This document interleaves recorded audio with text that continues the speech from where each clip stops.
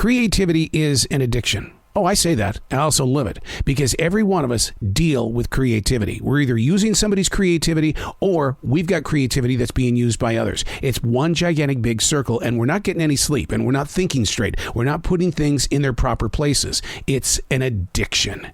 Unplug, because we will always say yes to creativity. Totally uncut, because we all make mistakes. So turn it into a tool. This is Arroe Unplugged.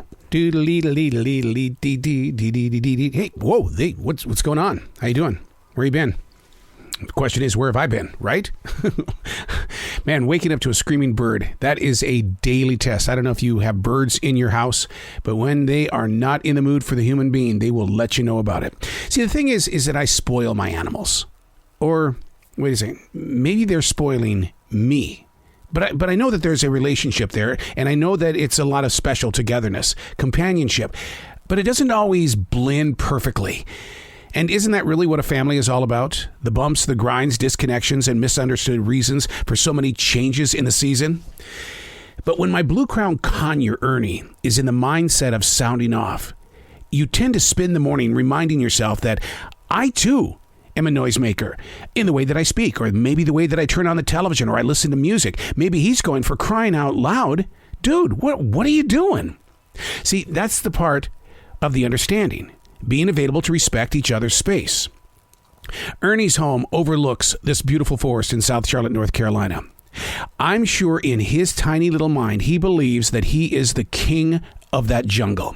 High atop on his perch, he speaks not to me, but to the animal kingdom below. Like a rooster at sunrise on a farm somewhere lost in the state of Montana or Wyoming. In that window up there is King Ernie. Hey, it's Arroe. This is The Daily Mess, a chronological walk through an everyday world. I am a daily writer. I love to write about anything. Just anything. And that's been the challenge, because when you first jump into journaling, what happens is it's me.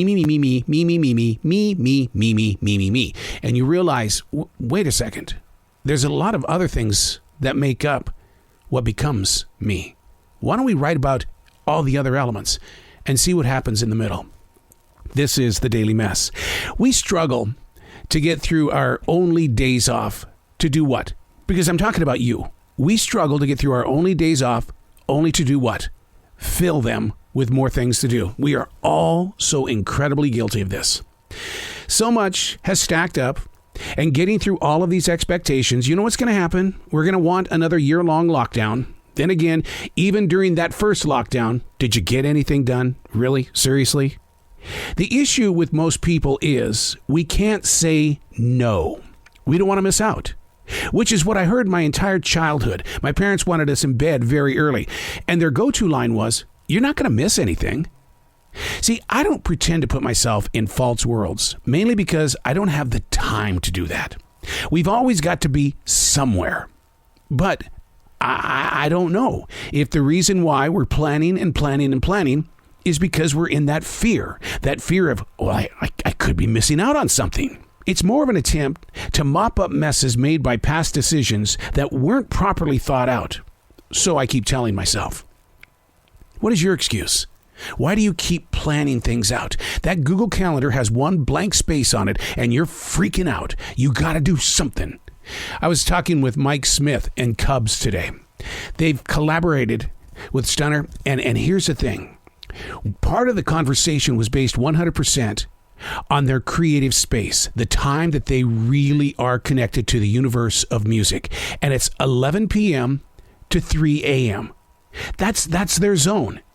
See, and that's what's really interesting about being a creative mind. We're all creative people. You just have decided to call it something else or identify it as something else. But in every breath you take, someone is watching you. It's you. You making the determination of how you're going to present yourself in the real world, when in fact it all starts right here on the inside of you. We struggle to get to our only days off only to fill them with what? More things to do. Because we think we've got that time. And then what happens is that you put yourself in a position where the things you need to get done are set aside so far away that to get to them is an impossibility. Then you start holding yourself accountable by making yourself feel guilty. You shame yourself. You say things to yourself. It's like, I'm this big loser. I had a girl yesterday that looked at me and said, I'm 3 days late on my rent. I was supposed to be in here 4 or 5 days ago, but I just kept saying, I'll get around to it. And she never did. Now she has to pay a penalty for being late. We fill our days up because we have a fear of missing out. I'm Arroe, and that's the Daily Mess.